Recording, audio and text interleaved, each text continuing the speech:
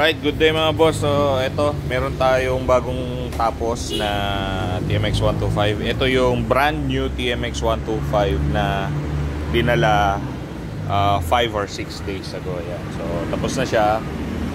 Medyo nagpatagal lang yung pagpapalit namin ng buong front suspension niya. Dapat nasa 4 or 5 days work lang yan. Ito nga pala yung dinala nung isang araw na i-rebuild namin. So, babaklasin na yan. Tapos, meron tayo dito yung chopper. Ayan. And then, meron pa tayo sa garage na ibang mga gagawin. So, ito muna. So, ayan. So, ito yung mga ginawa natin. So, ito, nagkabit tayo. Shout out sa Swallow Philippines for the classic tires. 3.5 by 17 na Swallow Classic sa harap, and then 400 by 17 na Swallow Classic sa likod.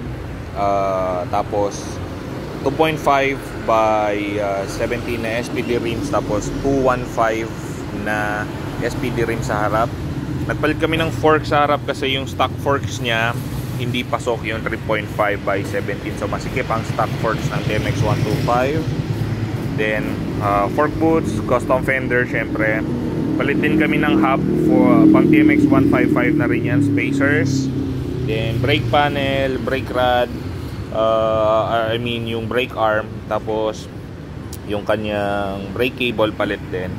Tapos install kami ng grilled headlight, classic. Tapos classic signal lights, premium lahat yan. Speedo na black. And then as client's request, Clubman handlebar. Grips, classic, fish scale, tapos bar end na side mirrors, yan.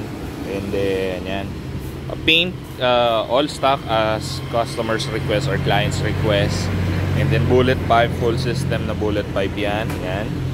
Tapos ito kasi no cut and weld kasi ayaw ni customer ng mapuputol yung chassis, mapuputol yung swing arm. So no cut and weld, so stock swing arm, stock chassis. Naglift lang kami ng shocks nya, and then naglagay kami ng custom fender sa likod. Ayan.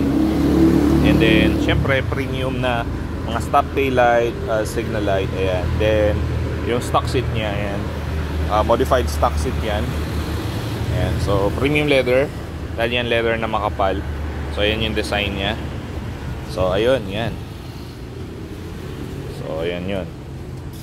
So front forks niya pang TMX 155 na.